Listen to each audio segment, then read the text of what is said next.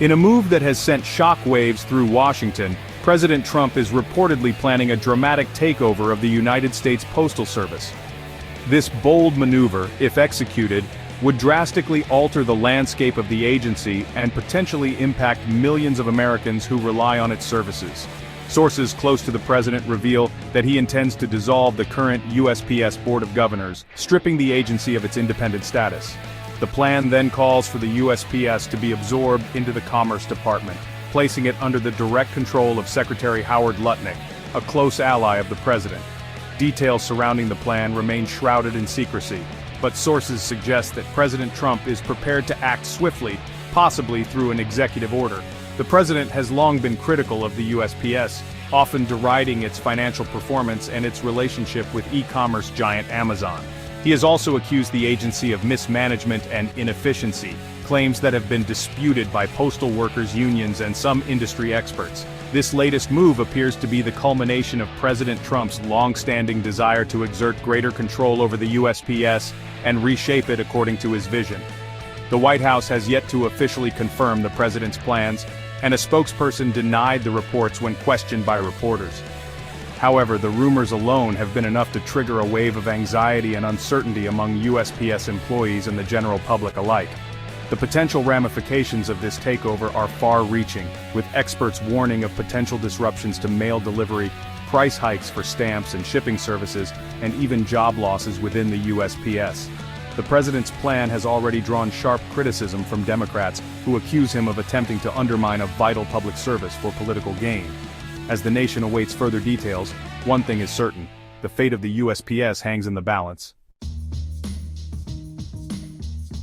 President Trump's audacious plan to absorb the USPS into the Commerce Department has ignited a firestorm of controversy, with legal experts questioning the move's constitutionality. The USPS enjoys a unique status in the American government. Established by the Constitution itself, it operates as an independent agency, deliberately kept at arm's length from direct political control. This independence is seen as crucial to ensuring that the USPS can fulfill its mandate of providing universal mail service to all Americans regardless of their political affiliations or geographic location. The president's attempt to unilaterally subsume the USPS under his administration's control is unprecedented in modern history. Legal scholars argue that such a move would require congressional approval, as it would fundamentally alter the structure and function of an agency explicitly created by the Constitution. The Postal Reorganization Act of 1970, which transformed the USPS into its current independent form, further solidifies this argument. This law, passed by Congress and signed by President Nixon, aimed to insulate the USPS from political interference and ensure its financial stability. The president's legal team is likely to face an uphill battle in defending this executive power grab. They will need to present a compelling case for why the president has the authority to circumvent Congress and unilaterally restructure a constitutionally established agency. The outcome of this legal battle could have far-reaching implications for the balance of power between the executive and legislative branches. If successful, it could set a dangerous precedent, empowering future presidents to reshape independent agencies without congressional oversight. The USPS, despite its iconic status as a symbol of American unity and service, has been grappling with financial challenges for years. The rise of digital communication, coupled with increasing competition from private shipping companies, has led to a steady decline in mail volume, impacting the agency's revenue streams. The USPS has reported net losses for over a decade, with its financial woes often cited by critics as justification for privatization or drastic restructuring. However, the agency's financial picture is more nuanced than it appears at first glance. The USPS operates under a unique set of constraints that private companies do not face, including a universal service obligation that mandates mail delivery to even the most remote corners of the country 6 days a week. This commitment to serving all Americans, regardless of their location or profitability, comes at a cost.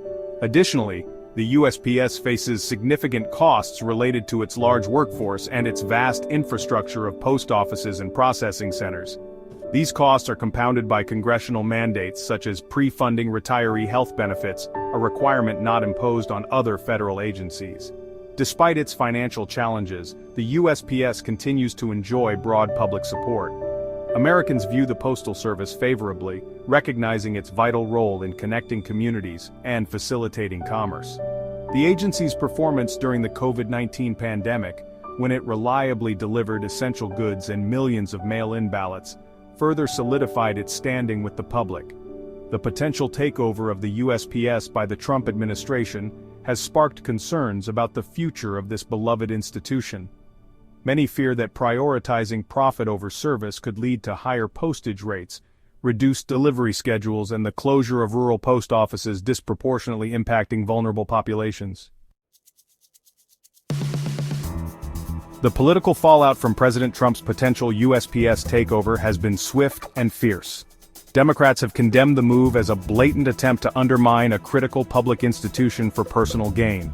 They argue that placing the USPS under the control of a political appointee like Howard Lutnick, known for his close ties to the president and his history of aggressive business tactics, would inevitably lead to conflicts of interest and prioritize profits over public service. Democratic lawmakers have vowed to fight the president's plan through every available avenue, including potential legal challenges and legislative maneuvers.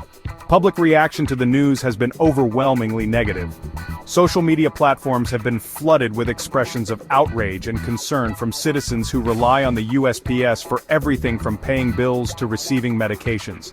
Small businesses, particularly those in rural areas, have expressed fears that a Trump-controlled USPS could lead to higher shipping costs and unreliable service, potentially jeopardizing their livelihoods.